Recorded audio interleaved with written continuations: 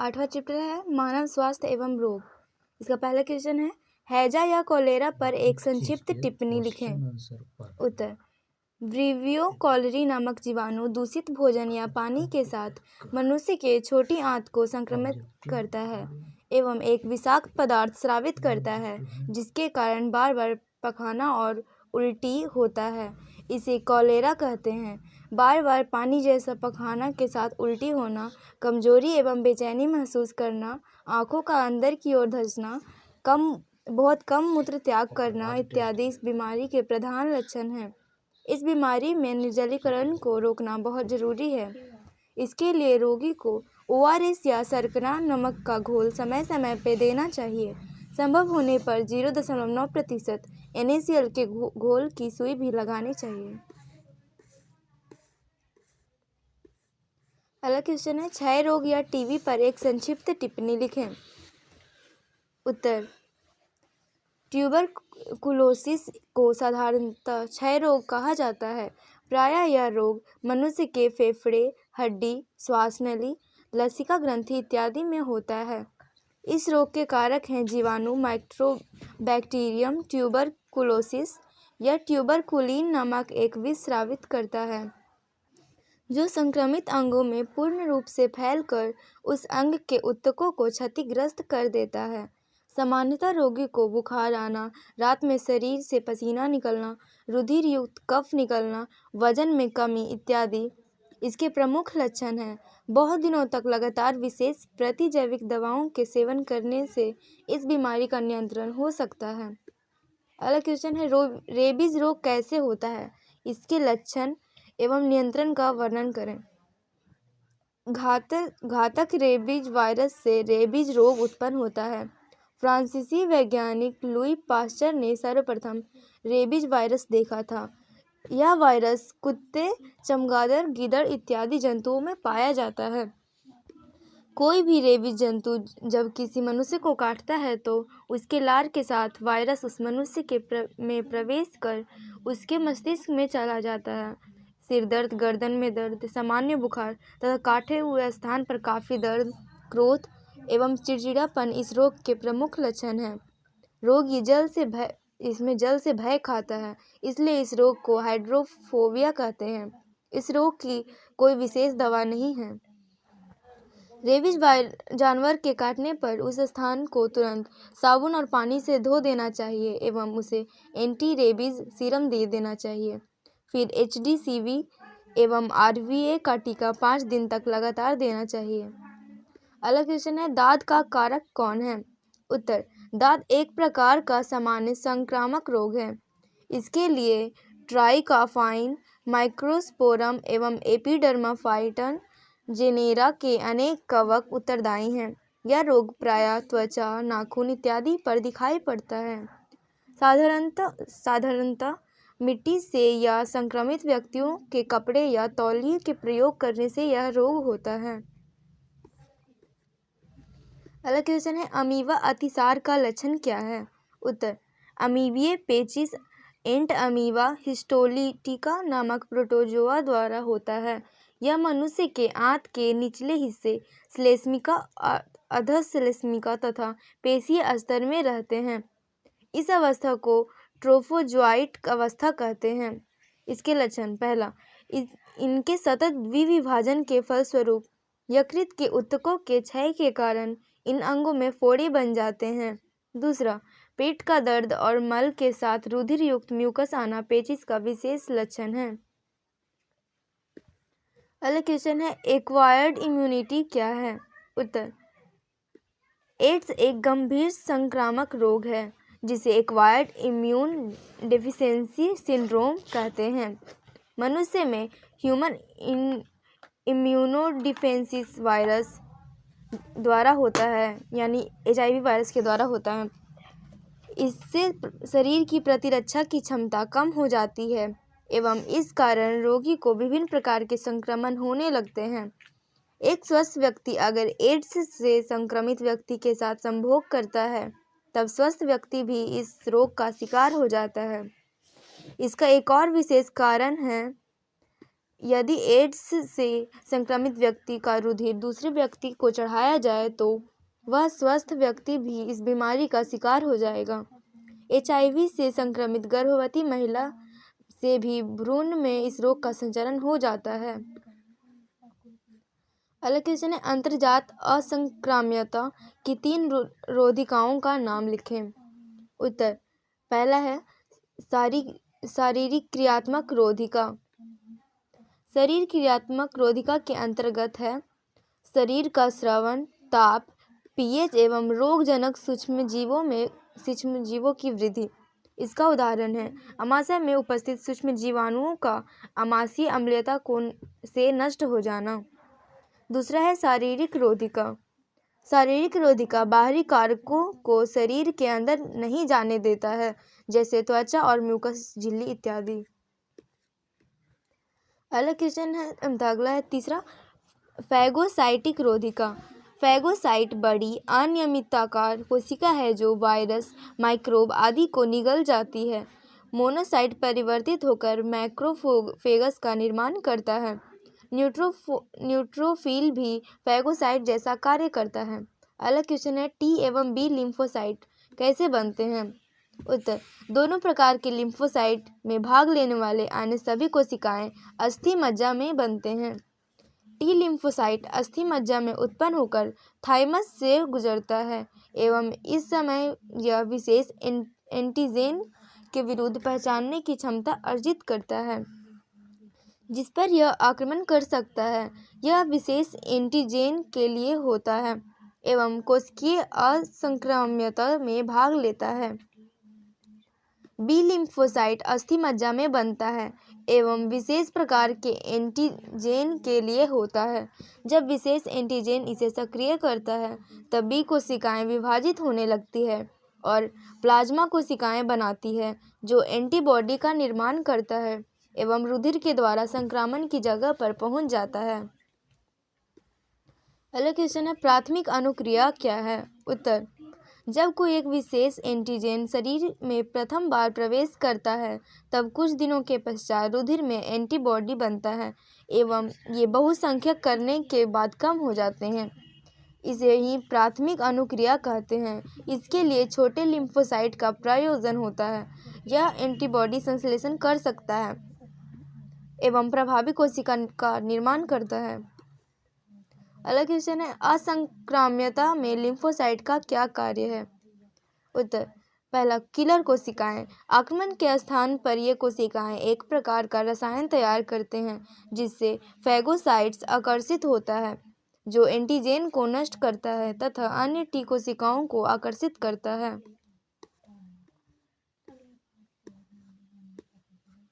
दूसरा है सहायक टी कोशिकाएं। ये एंटीबॉडीज तैयार करने के लिए बी कोशिकाओं को उद्दीपित करते हैं। तीसरा, निरोधी टी कोशिकाएं। ये असंक्राम्य तंत्र को पूर्ण रूप से दमन करने के लिए हैं। चौथा, कुछ टी लिम्फोसाइट मेमोरी कोशिकाओं का निर्माण करते हैं। अगला क्वेश्चन है, एंटीजेन से आप क्या समझते हैं। उत्तर, प्रत्येक व्यक्ति आनुवांशिक रूप से विलक्षण होता है एवं उसकी आनुवांशिकीय संरचना जीव रसायन संश्लेषण द्वारा ही परिचालित होती है। जब कोई बाहरी जीव किसी व्यक्ति के शरीर में प्रवेश करता है तब वह परोक्ष अथवा अपरोक्ष रूप में कुछ प्रोटीन यौगिक का उत्पादन करता है। यह प्रोटीन यौगिक उस जाति के विशिष्ट होते हैं जो व्यक्ति के शरीर में प्रवेश करता है। शरीर में प्रवेशित इन्हीं प्रोटीनों को एंटीजेन्स कहा जाता है। अगला क्वेश्चन है, एंटीबॉडी का निर्माण कैसे होता है।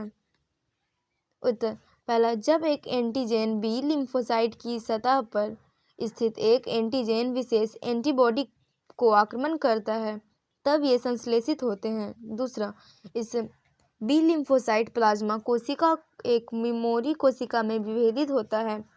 प्लाज्मा कोशिका एक विशेष एंटीजोन के लिए अनेक एंटीबॉडी का निर्माण कर सकता है।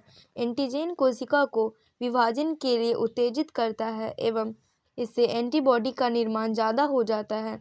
प्राथमिक संक्रमण के अंत में एंटीबॉडीज खत्म हो जाती है, लेकिन मेमोरी कोशिका जो एक एंटीजन के लिए विशेष है यह परिवहन में रह जाता है। पांचवा, वही एंटीजन द्वारा परिवर्ती संक्रमण में वह जल्द असंक्राम्य प्रतिक्रिया के लिए उत्तरदायी है। अगला क्वेश्चन है, एंटीबॉडी के किन्हीं 3 कार्यों का संक्षिप्त वर्णन करें। पहला, अपसोनोजेनस बाहरी पदार्थ जैसे बैक्टीरिया को एंटीबॉडी इस तरह से आवृत ढक देता है जिससे फैगोसाइट उसे पहचान सकता है। फैगोसाइट उसे नष्ट कर देता है। इस प्रक्रिया को अपसोनाइजेशन कहते हैं। दूसरा, उदासीनता एंटीबॉडी बैक्टीरिया द्वारा स्रावित विषाक्त पदार्थ को उदासीन बना देता है। तीसरा, एग्लूटिनेशन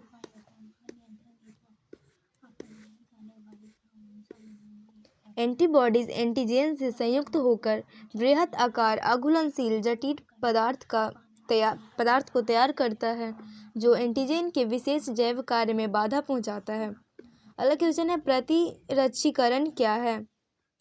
उत्तर, टीकाकरण में रोगजनक का एंटीजेनिक प्रोटीन या रोगजनक की अल्प मात्रा शरीर में प्रवेश करा दी जाती है। इन एंटीजेंस द्वारा प्राथमिक प्रतिरक्षा अनुक्रिया तथा मेमोरी बी एवं टी कोशिकाओं का उत्पन्न होता है। ये रक्षी अणु एक बार बन जाने के बाद कुछ समय तक शरीर में बने रहते हैं और उस अवधि में यदि उसी रोगजनक शरीर में प्रवेश करता है तब ये मेमोरी टी एवं बी कोशिकाएं उन्हें पहचान लेते हैं एवं प्रचुर परिमाण में लिम्फोसाइट एवं एंटीबॉडीज का निर्माण होता है जो इसे मार देता है। इस विधि से हमारे शरीर में उत्पन्न किया गया रोधी क्षमता, प्रतिरक्षा और इसे पैदा करने की क्रिया को ही प्रतिरक्षीकरण कहलाता है। अगला क्वेश्चन है, एलर्जी क्या है? इसके लक्षणों का संक्षेप में वर्णन करें। उत्तर, एंटीबॉडी के भारी श्रृंखला में मौजूद स्थिर भाग में उपस्थित ग्राही ऊतक के मास्ट कोशिका के ग्राही से बंधन बनाता है। इससे कुछ नहीं होता।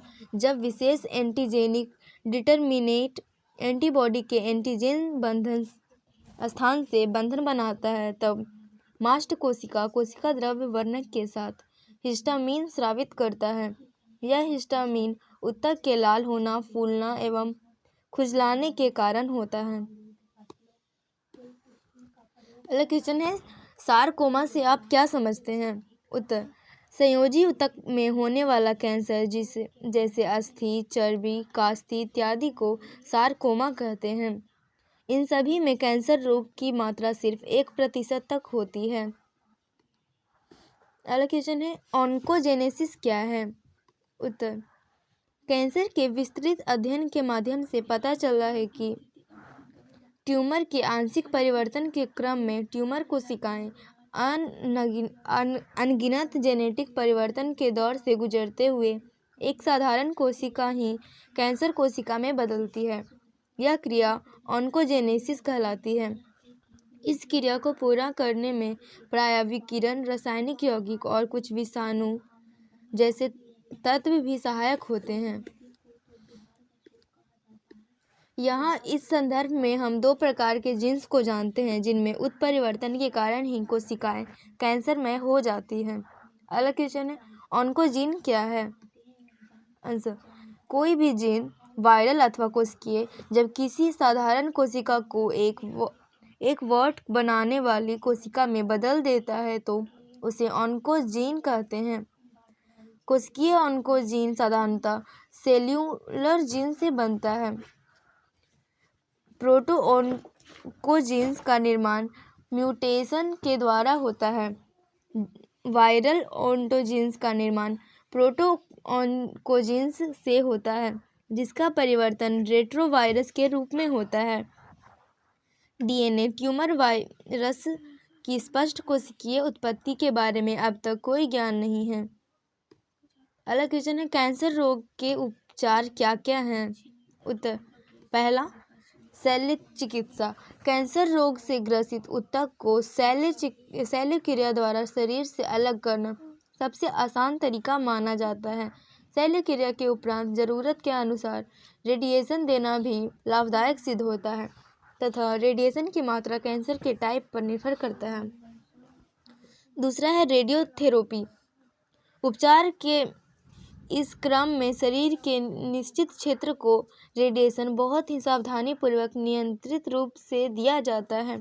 इसके लिए मस्सा के खास हिस्से का चुनाव कर प्रत्येक दिन एक निश्चित समय पर रेडिएशन देना चाहिए। तीसरा है कीमोथेरेपी। कैंसर बीमारी के लिए अधोलिखित कुछ दवाइयां हैं जो अपने स्वभाववश कैंसर विरोधी होते हैं, जैसे में एल्केलाइटिंग साधन, एंटीमेटाबोलाइट्स, एंटीबायोटिक्स तथा पादप एल्केलॉइड्स। अगला क्वेश्चन है, तंबाकू पीने वाले व्यक्तियों में कौन कौन से रोग होने की संभावनाएं रहती है? उत्तर, लगातार और काफ़ी मात्रा में तंबाकू सेवन से कैंसर रोग भी हो सकता है और हृदय गति रुक सकती है। दोनों ही स्थिति में व्यक्ति की मृत्यु हो सकती है। बीड़ी और सिगरेट के धुएं में अनॉक्सीकृत निकोटीन तो होता ही है, साथ ही कार्बन मोनोऑक्साइड और हाइड्रोजन साइनाइड जैसे जहरीले गैस भी होते हैं।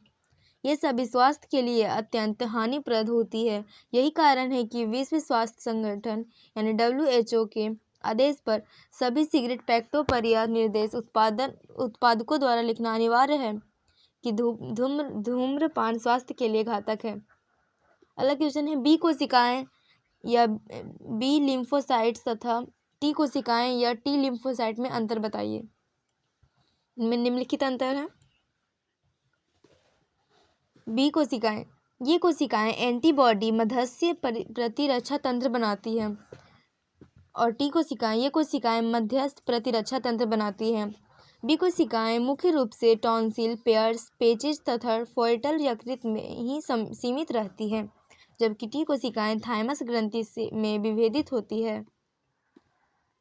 बी कोशिकाएं ये कुछ विषाणुओं, कैप्सूल रहित जीवाणुओं एवं टॉक्सिन से लड़ती है जो रुधिर व लिम्फ में प्रवेश करते हैं, जबकि टी कोशिकाएं ये विषाणुओं, प्रोटोजोआ, कवक व कुछ जीवाणुओं से लड़ती है जो कोशिकाओं में प्रवेश करते हैं।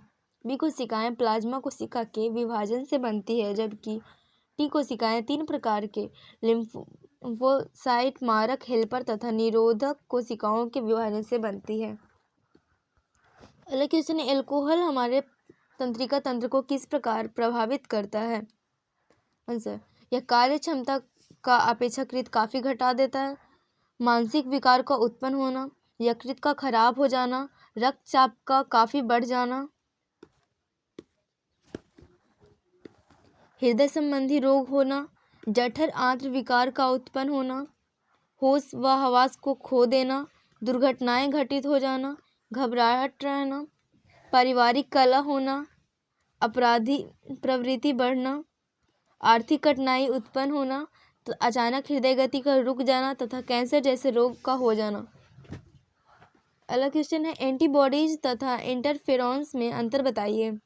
आंसर, इंटरफेरॉन्स ये सूक्ष्म जीव से संक्रमित किसी भी कोशिका में स्रावित होते हैं। एंटीबॉडीज केवल प्लाज्मा की बी कोशिकाओं से उत्पन्न होते हैं।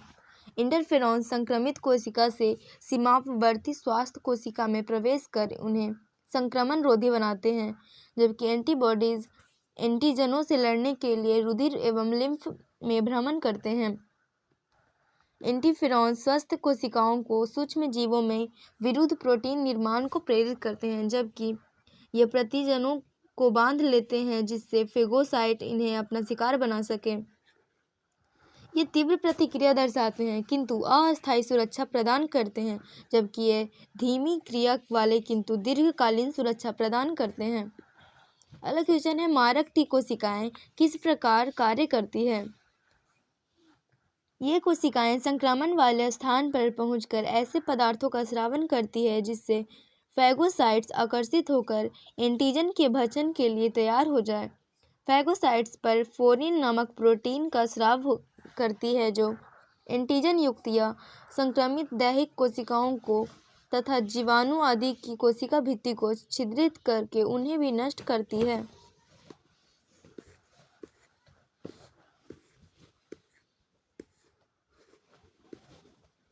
अगला चैप्टर है, खाद्य उत्पादन में वृद्धि की कार्यनीति। पहला क्वेश्चन, पशुपालन से आप क्या समझते हैं? उत्तर, पशुपालन विज्ञान की वह शाखा है जिसके अंतर्गत पालतू पशुओं के भोजन, आवास, स्वास्थ्य, प्रजनन आदि पक्षों का अध्ययन किया जाता है। पशुपालन के अंतर्गत हम भैंस, गाय, भेड़, सूअर, बकरी, ऊंट आदि का प्रजनन करते हैं तथा इन पशुओं की देखभाल करते हैं। ये सभी वे पशु हैं जो मानव के लिए लाभप्रद होते हैं।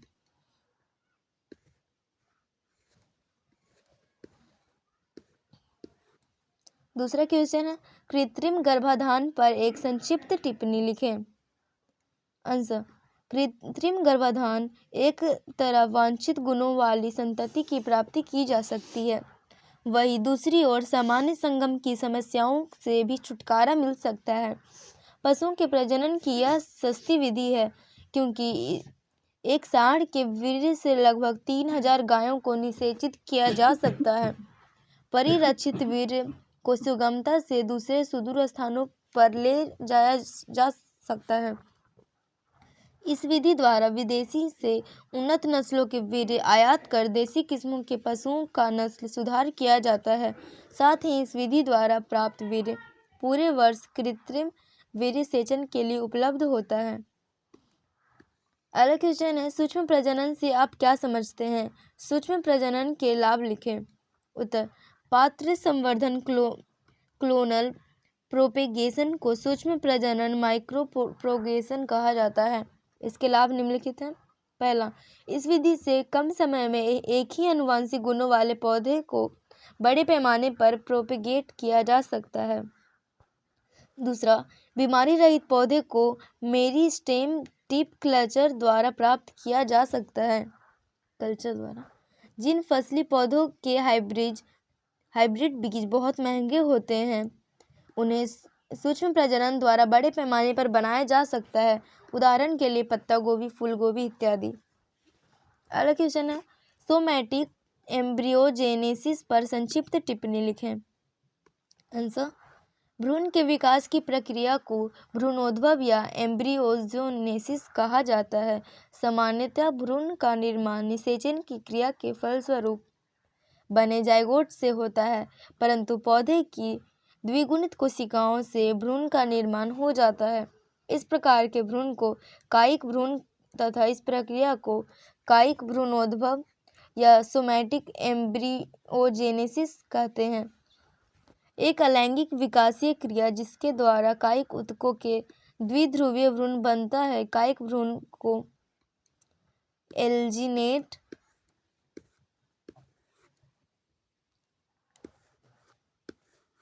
में लपेट कर कृत्रिम बीज का निर्माण किया जाता है। आलू तथा अन्य फसली पौधे में संश्लेषित बीज या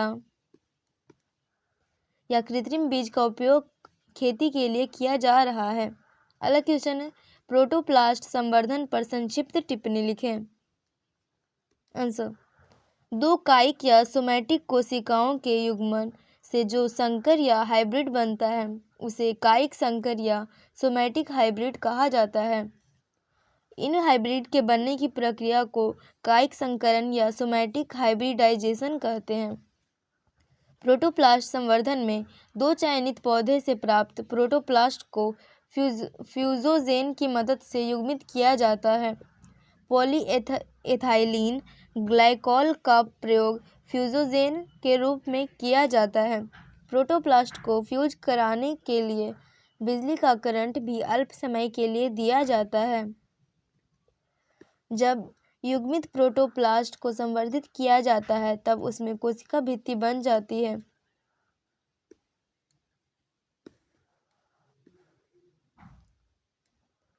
प्रोटोप्लास्ट को फ्यूज करने के लिए बिजली का करंट भी अल्प समय के लिए दिया जाता है और इसमें कोशिकाएं विभाजित होकर नए प्लांटलेट को जन्म देती है।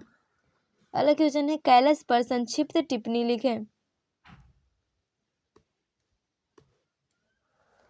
संरोपित कोशिकाओं का समूह विभाजित होकर ऊतकों का एक समूह बनाता है। ऊतकों के इस असंगठित समूह को कैलस कहते हैं। कैलस वृद्धि को 3 चरण में बांटा जा सकता है। पहला, लेग फेज, दूसरा कोशिका विभाजन फेज तथा तीसरा स्टेशनरी फेज और रेजिनेशन।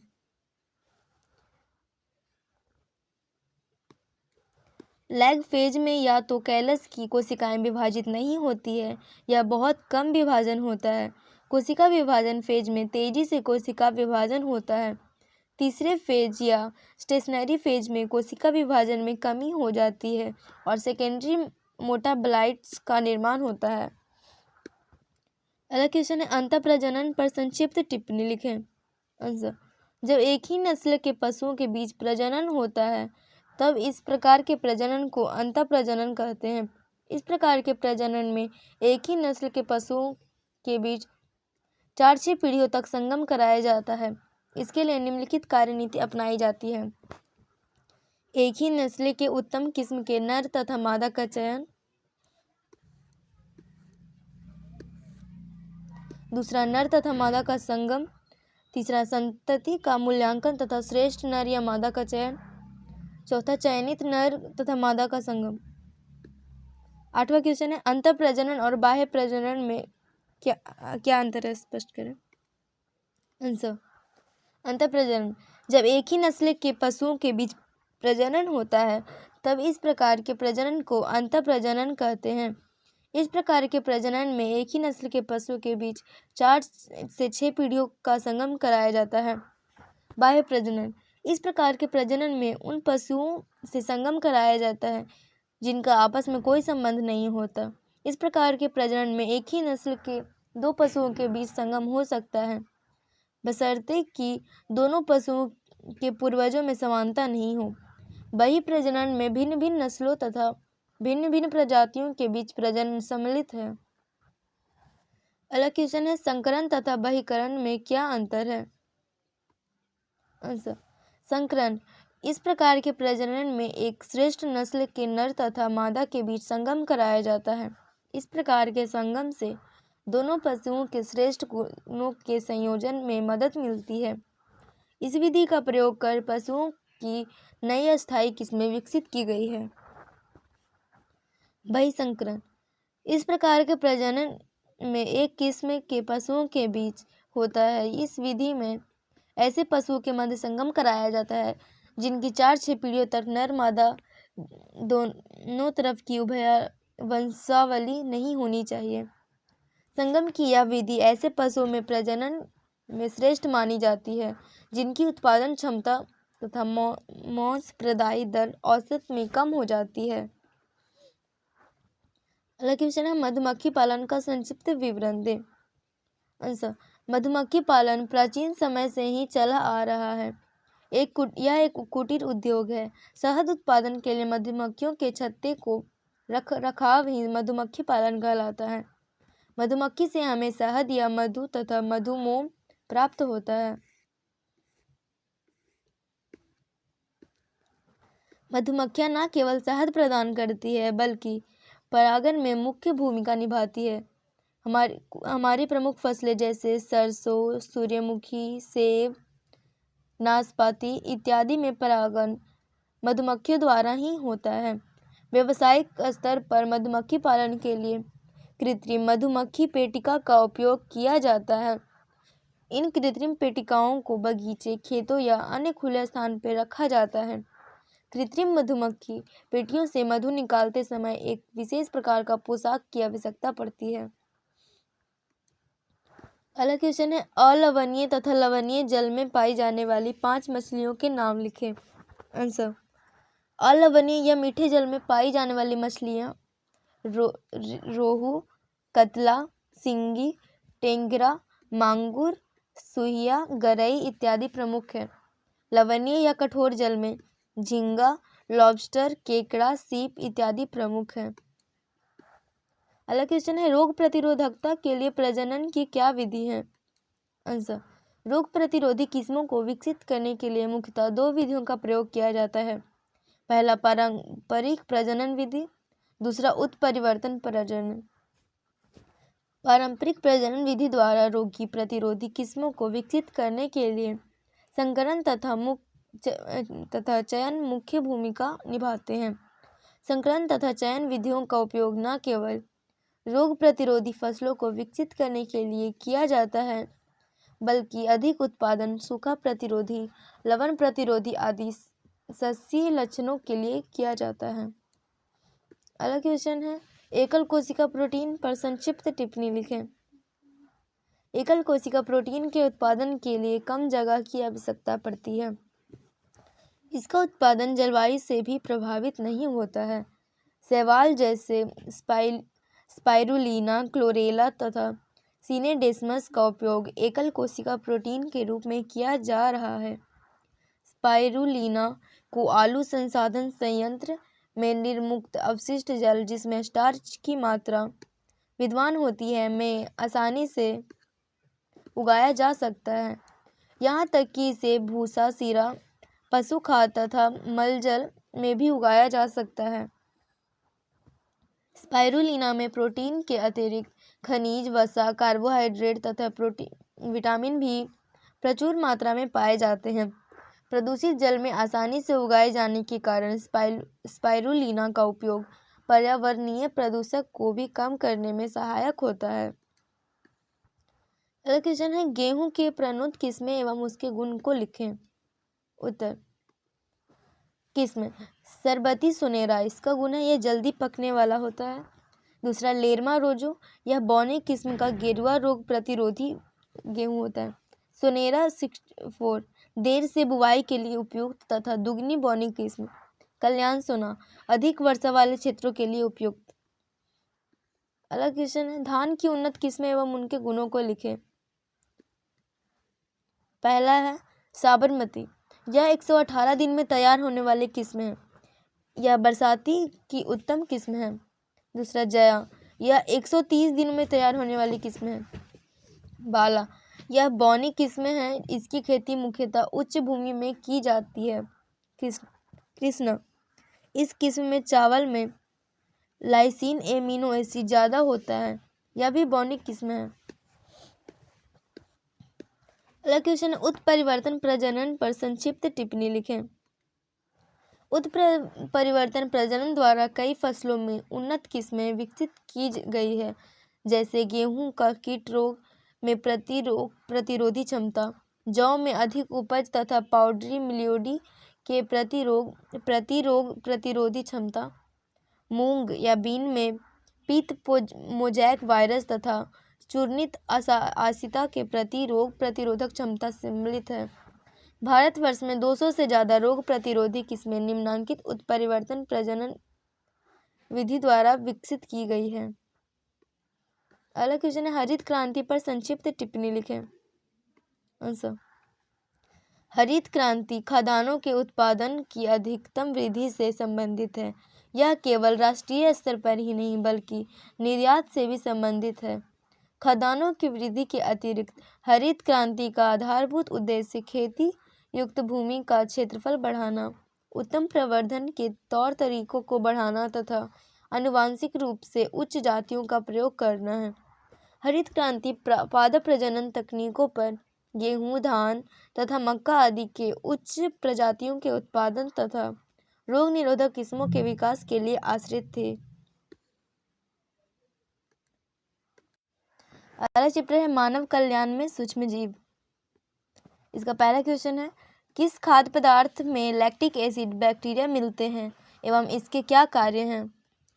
आंसर, दूध में पाई जाने वाली शर्करा लैक्टोज को कुछ जीवाणु जैसे लैक्टोबैसिलस केसाई या लैक्टिक एसिड बैक्टीरिया किण्वन की क्रिया द्वारा लैक्टिक अम्ल में बदल देते हैं। इससे दूध खट्टा हो जाता है। लैक्टिक एसिड बैक्टीरिया दूध में पाए जाने वाले केसीन नामक प्रोटीन की छोटी छोटी बूंदों को एकत्रित करके दही जमाने में सहायता करता है। इस क्रिया के लिए ताजे दूध में दही की थोड़ी मात्रा आरंभ में मिलानी पड़ती है, जिससे लैक्टिक एसिड बैक्टीरिया ताजे दूध को उपलब्ध हो सके। ये जीवाणु अनुकूल तापमान पर कई गुना वृद्धि कर किण्वन द्वारा अपना कार्य संपादित करता है। इस प्रकार प्राप्त दही में विटामिन B12 की मात्रा बढ़ जाती है, जिससे मानव शरीर की जरूरतें पूर्ण होती है। इसके साथ साथ लैक्टिक एसिड बैक्टीरिया हमारे पेट में पहुंचकर अनेक प्रकार से हमें लाभ पहुंचाता है तथा हानिकारक जीवाणुओं को वृद्धि को रोकता है। अगला क्वेश्चन है, किन्हीं दो कवकों के नाम लिखे हैं जिन्हें प्रतिजैविकों का उत्पादन होता है। आंसर स्ट्रेप्टोमाइसिन तथा क्लोरोमाइसिटीन। अगला क्वेश्चन है, प्राथमिक तथा द्वितीयक वाहित मल जल उपचार के बीच क्या अंतर है। आंसर पहला, प्राथमिक उपचार। इस चरण में मूलतः वाहित मल जल में मौजूद छोटे बड़े लंबित कणों को अलग किया जाता है। इसके लिए विभिन्न भौतिक क्रियाएं जैसे अवसादन, पल्लवन, छानन एवं निस्यंदन का सहारा लिया जाता है। सर्वप्रथम तैरते हुए कणों एवं अन्य गंदगियों को छानकर हटा लिया जाता है। इसके बाद अवसादन द्वारा बालू के कणों, छोटे छोटे रोड़ों आदि को अलग किया जाता है। वाहित मल जल में बचे अन्य बाहरी गंदगियों जो ठोस कणों के रूप में रहती है धीरे धीरे नीचे बैठ जाती है, जिन्हें प्राथमिक अवमल कहते हैं। अगला क्वेश्चन है, अगला है द्वितीयक उपचार। इस चरण में सूक्ष्मजीव का उपयोग कर कार्बनिक प्रदूषकों के अपघटन करवाया जाता है। इसके लिए वायवीय सूक्ष्मजीव को पर्याप्त मात्रा में ऑक्सीजन की आपूर्ति के लिए ऑक्सीजन ताल या यांत्रिक वातन टंकियों का प्रयोग किया जाता है। ऑक्सीकरण ताल के जल में कार्बनिक पदार्थों की मौजूदगी के चलते शैवाल एवं सूक्ष्मजीव अच्छी वृद्धि करते हैं। जीवाणु कार्बनिक पदार्थों का अपघटन करते हैं एवं शैवाल इस क्रिया के दौरान मुक्त होने वाली कार्बन डाइऑक्साइड को प्रकाश संश्लेषण में उपयोग कर ऑक्सीजन मुक्त करते हैं, जिससे जीवाणु अपनी वृद्धि कायम रख पाते हैं। इस प्रकार ऑक्सीकरण ताल में शैवाल और जीवाणु के बीच सहजीविता कायम रहती है। इसी क्रिया से हानिकारक जीवाणु पैदा नहीं हो पाते एवं कार्बनिक प्रदूषकों का भी नाश होता है।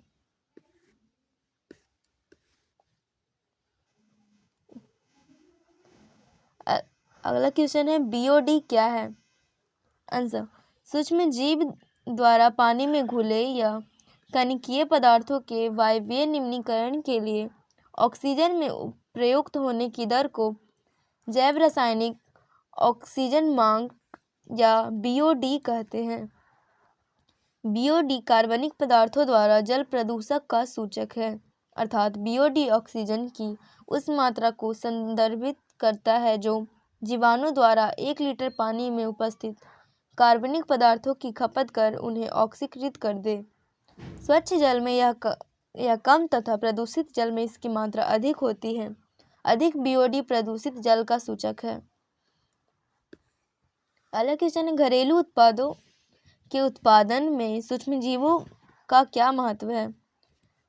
हमें यह जानकर आश्चर्य होता है कि हम प्रतिदिन सूक्ष्मजीवियों अथवा उससे व्युत्पन्न उत्पादों का सामान्यतः प्रयोग करते हैं। जैसे पहला, दूध से दही उत्पादन में सूक्ष्मजीव लैक्टिक एसिड बैक्टीरिया द्वारा होता है।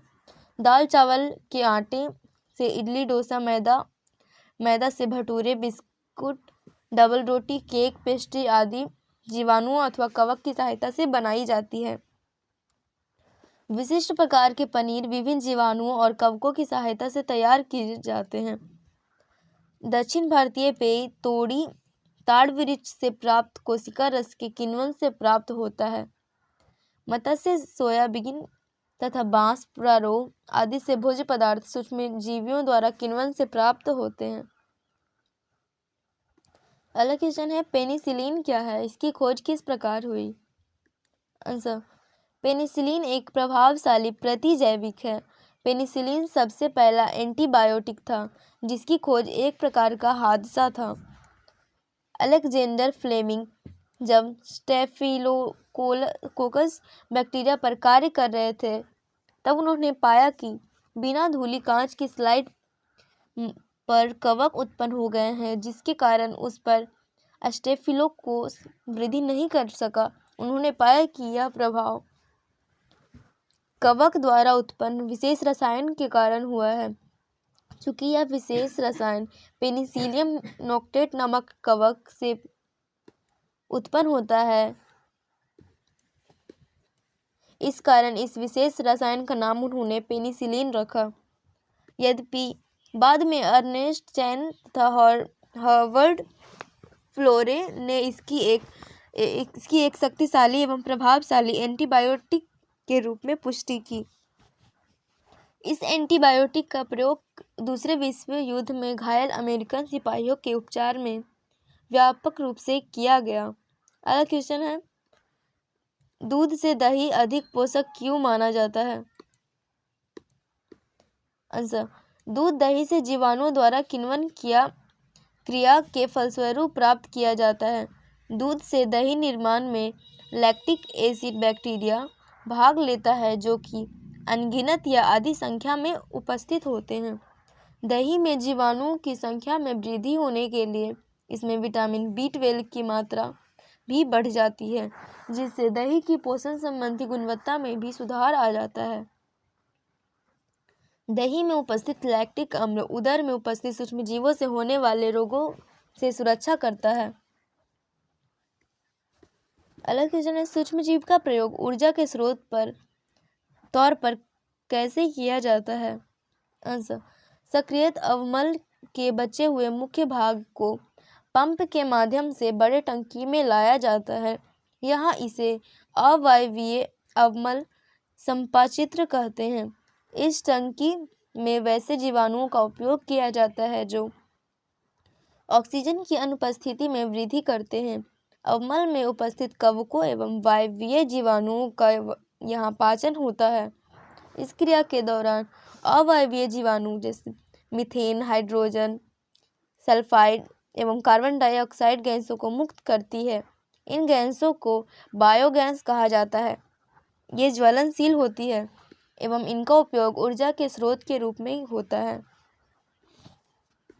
अगला क्वेश्चन है, रासायनिक उर्वरकों एवं पीड़कनाशियों की जगह पर सूक्ष्मजीवों का उपयोग कैसे होता है? आंसर, जैविक उर्वरकों का उपयोग मृदा की उर्वरा शक्ति में वृद्धि तो होती ही है, साथ ही साथ इसका कोई दुष्प्रभाव भी नहीं होता है। जैविक उर्वरक का निर्माण विभिन्न प्रकार के जीवों जैसे नीलहरित शैवाल, साइनोबैक्टीरिया, जीवाणु एवं कवक से होता है। नीलहरित शैवाल की कई जातियां ऐसी होती है कि वे वायुमंडल से नाइट्रोजन गैस को ग्रहण कर उसे नाइट्रोजन यौगिक में परिणत कर देती है। ये जल में पाए जाने वाले स्वपोषी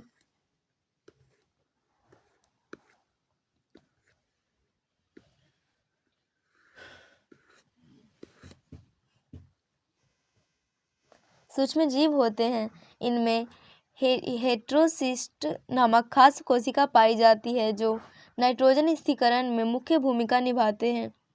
इसका मुख्य उदाहरण नॉनस्टॉक एना बीना आदि है। धान की खेत में इन नीलहरित शैवाल की उपयोगिता को देखते हुए इनका शुष्क स्पोर बाजार में उपलब्ध किया गया है। साइनोबैक्टीरिया की पपड़ी का 10 किलोग्राम प्रति हेक्टेयर की दर से धान के खेत में पौधा लगाने से 10 दिनों बाद उपयोग करने की सलाह दी जाती है। अगला क्वेश्चन है, प्रतिजैविक या एंटीबायोटिक्स क्या है? इसकी खोज कैसे हुई? आंसर, प्रतिजैविक का निर्माण सूक्ष्मजीवों के उपापचयी क्रियाओं के द्वारा होता है जो किसी अन्य सूक्ष्मजीवों के लिए हानिकारक या निरोधी होते हैं। पहले एंटीबायोटिक के रूप में पेनिसिलिन की खोज सर्वप्रथम अलेक्जेंडर फ्लेमिंग ने की थी, जब वे एक जीवाणु स्टेफिलोकोकस पर अपना शोध कार्य कर रहे थे। तो एक पेट्री प्लेट जो धुली हुई नहीं थी उसमें स्टेफिलोकोकस जीवाणु की वृद्धि नहीं हुई थी। गौर से देखने पर उन्होंने पाया कि उस गंदे पेट्री प्लेट में पेनिसिलियम नोटेटक नामक मोल्ड उत्पन्न हो गए हैं जो जीवाणु के वृद्धि को रोक दिया है। बाद में और अध्ययन करने पर ज्ञात हुआ कि मोल्ड एक रसायन पेनिसिलिन पैदा करता है जो जीवाणु को बढ़ने नहीं देता। अगला क्वेश्चन है, वाहित मल से आप क्या समझते हैं? वाहित मल हमारे लिए किस प्रकार हानिप्रद है? किसी समुदाय द्वारा काम में लाने के बाद जल व उसमें मिले मानव मलमूत्र एवं व्यर्थ पदार्थों को वाहित मल या सीवेज कहते हैं। शहरों तथा कस्बों में प्रतिदिन एक बड़ी मात्रा में वाहित मल का उत्पादन होता है।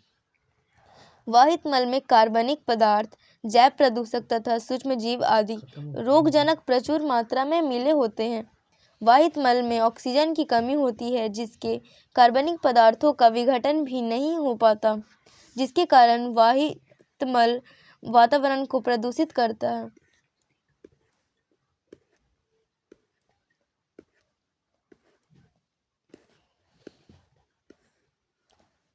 अगला चैप्टर जैव प्रौद्योगिकी के सिद्धांत एवं प्रक्रम। पहला क्वेश्चन, जैव प्रौद्योगिकी से आप क्या समझते हैं? जैव प्रौद्योगिकी के दो प्रमुख सिद्धांत क्या हैं? संक्षिप्त विवरण दीजिए। उत्तर, जैव प्रौद्योगिकी एक ऐसी प्रक्रिया है जिसमें औद्योगिक प्रक्रमों, सजीवों अथवा उनसे प्राप्त पदार्थों का उपयोग किया जाता है। जैव प्रौद्योगिकी के विकास के दो प्रमुख तकनीकों का योगदान है, आनुवांशिक अभियांत्रिकी तथा रासायनिक अभियांत्रिकी। आनुवांशिक अभियांत्रिकी वह प्रौद्योगिकी है जिसके द्वारा किसी भी जीव से डीएनए या जीन निकालकर किसी अन्य जीव के जीन के साथ युग्मित किया जा सकता है।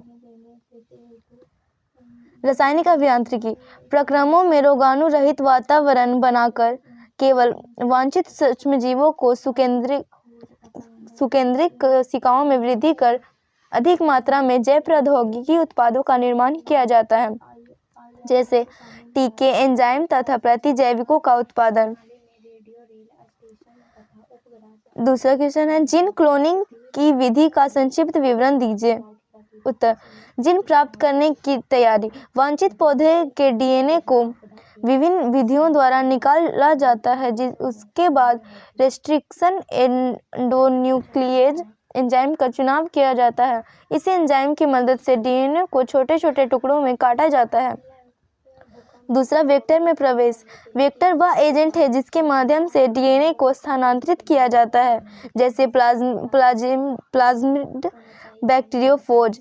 प्लाज्मिड बैक्टीरिया में एक छोटा वलयाकार एक्स्ट्रा क्रोमोसोमल डीएनए होता है। अगला क्वेश्चन है, प्रतिबंधन एंजाइम पर संक्षिप्त टिप्पणी लिखिए। प्रतिबंधन एंजाइम डबल स्ट्रैंडेड डीएनए को खंडित करता है। यह एंजाइम डीएनए को एक विशेष स्थल पर काटता है। ऐसे एंजाइम EcoRI प्लाज्मिड न्यूक्लियोटाइड अनुक्रम घटक को G और A के मध्य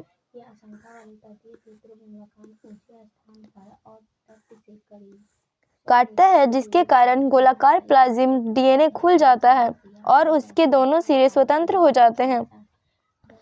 इसी प्रतिबंधन एंजाइम द्वारा यदि किसी अन्य डीएनए को काटा जाए तो इनमें भी प्लाज्मिड डीएनए की तरह कटे हुए किनारों पर उसी प्रकार के स्टिकी एंड होंगे।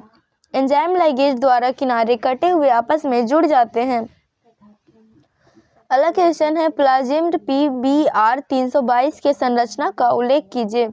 उत्तर, चित्र में क्लोनिंग संवाहक PBr 322 की संरचना को दर्शाया गया है। इसमें प्रतिबंधित एंजाइम जैसे EcoRI, BAMHI, SEL-I, PVUR second past CLA इत्यादि के लिए प्रतिबंधन स्थल होते हैं। इसके अतिरिक्त इसमें ORI तथा प्रतिजैविक प्रतिरोधी जीन तथा रॉप होते हैं।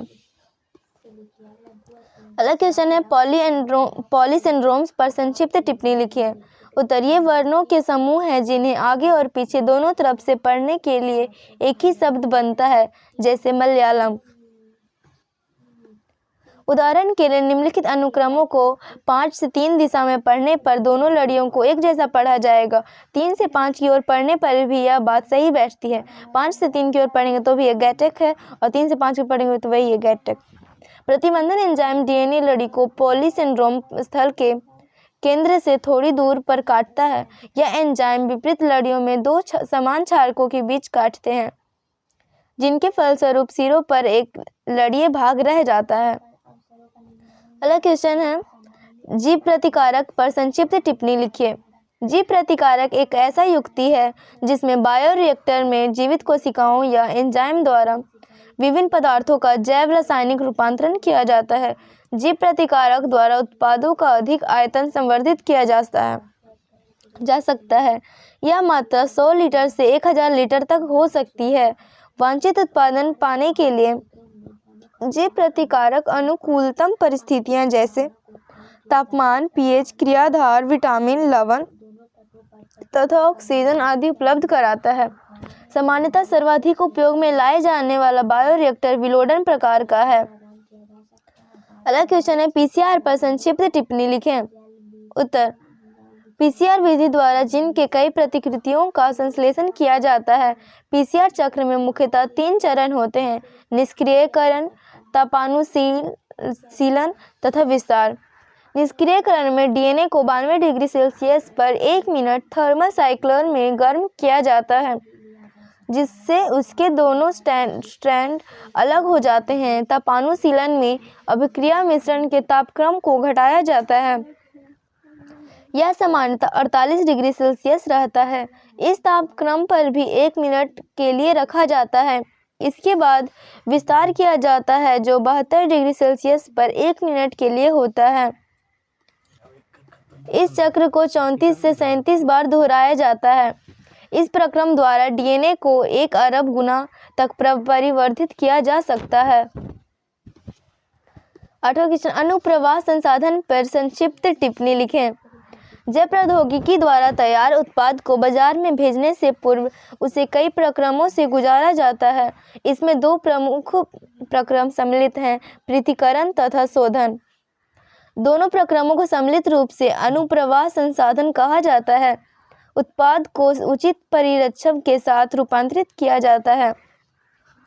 जब जैव तकनीक का इस्तेमाल कर किसी औषधि का उत्पादन किया जाता है, तब ऐसे रूपांतरण को चिकित्सीय परीक्षण से गुजारा जाता है। साथ ही यह भी सुनिश्चित किया जाता है कि प्रत्येक उत्पाद गुणवत्ता की दृष्टि से खरा उतरे। अनुप्रवाह संसाधन एवं गुणवत्ता नियंत्रक परीक्षण अलग अलग उत्पाद के लिए भिन्न होता है। अगला क्वेश्चन है, प्रतिकृतियन की उत्पत्ति का उल्लेख कीजिए। यह वह अनुक्रम है जहां से प्रतिकृतियन की शुरुआत होती है।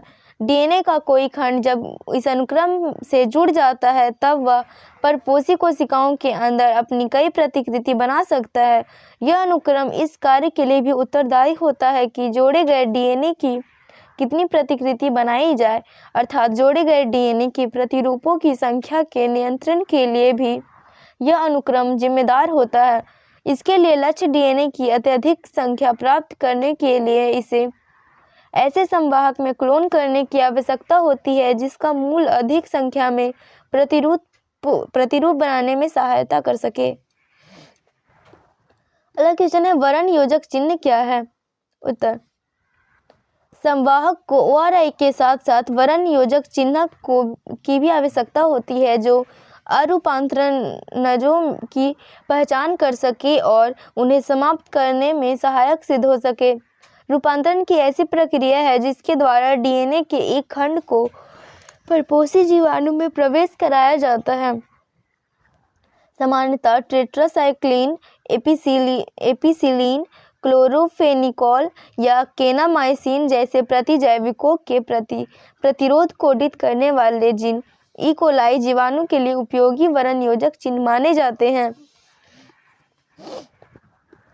अगला क्वेश्चन है, आनुवांशिक अभियांत्रिकी तथा रासायनिक। अगला चैप्टर है, जैव प्रौद्योगिकी एवं इसके उपयोग। पहला क्वेश्चन, संशोधित फसल के क्या फायदे हैं? आंसर, रासायनिक कीटनाशकों तथा पीड़कनाशकों पर निर्भरता कम करना। इसके लिए पीड़कनाशी प्रतिरोधी फसलों का उत्पादन सहायक सिद्ध होगा। दूसरा, ऐसी फसल का उत्पादन जिसमें ठंडा, सूखा, लवण, ताप सहन करने की क्षमता हो। तीसरा, पौधे द्वारा खनिज उपयोग क्षमता में वृद्धि। इसके द्वारा मिट्टी के शीघ्र उर्वरता समाप्त होने पर रोक लगाई जा सकती है। चौथा, कटाई के पश्चात होने वाले नुकसान को रोका जा सकता है। अगला क्वेश्चन है, बीटी कॉटन से आप क्या समझते हैं? उत्तर, यह पीड़क प्रतिरोधी फसलों का निर्माण है जो पीड़कनाशकों की मात्रा को कम प्रयोग में लाती है। बीटी एक प्रकार का जीव विष है जो एक जीवाणु बैसिलस यूरिएनिस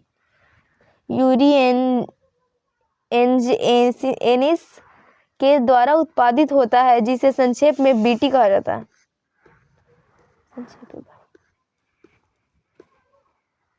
बीटी जीव विष जिन जीवाणु से क्लोनित होकर पौधों में प्रकट होकर कीटों या पीड़कों से प्रतिरोधकता उत्पन्न करता है, जिससे कीटनाशकों के उपयोग की आवश्यकता नहीं होती।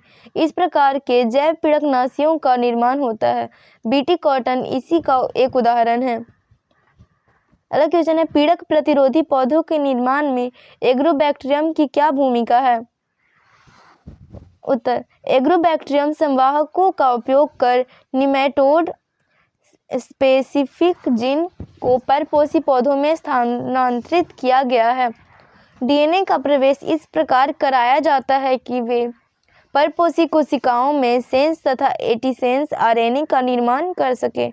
ये आरएनए एक दूसरे के पूरक होते हैं, इसलिए ये द्विसूत्रीय आरएनए का निर्माण करते हैं, जिससे आरएनएआई का प्रारंभ होता है। इस कारण निमेटोड के विशिष्ट दूत आरएनए नष्ट हो जाते हैं।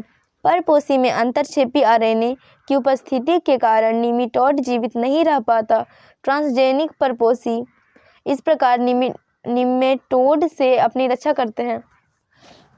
अगला क्वेश्चन है, बायोपाइरेसी पर संक्षिप्त टिप्पणी लिखिए। उत्तर, किसी राष्ट्र या उससे संबंधित लोगों के बिना व्यवस्थित अनुमोदन व क्षतिपूरक भुगतान के जैव संसाधनों का उपयोग बायोपाइरेसी कहलाता है। बायोपाइरेसी का एक उदाहरण है सदाबहार।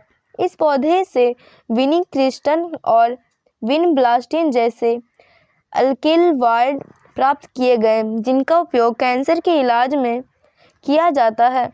विनिक्रिस्टन एक लिली कंपनी ने पेटेंट प्राप्त कर उसका व्यावसायीकरण किया, परंतु सदाबहार पौधे जो मेडागास्कर देश की निवासी है, उस देश को कोई राशि प्राप्त नहीं हुई। अगला क्वेश्चन है, परजीवी जंतु से आप क्या समझते हैं? इसके 2 लाभ लिखें। वे जंतु जिनके डीएनए में परिचालन द्वारा बाह्य जीन व्यवस्थित होता है और अपना लक्षण व्यक्त करता है, उसे परजीवी जंतु कहते हैं। लाभ, सामान्य शरीर क्रिया एवं विकास की जानकारी। ट्रांसजेनिक जंतुओं के निर्माण का सबसे बड़ा फायदा यह है कि ये इनके द्वारा जीनों के नियंत्रण तथा बाह्य जीन का शरीर पर क्या प्रभाव पड़ता है, इसकी जानकारी मिल सके। दूसरा, रोगों का अध्ययन। रोगों के विकास में जीन का महत्वपूर्ण भूमिका होता है। इस भूमिका के अध्ययन के लिए ट्रांसजेनिक जंतुओं का निर्माण किया जाता है।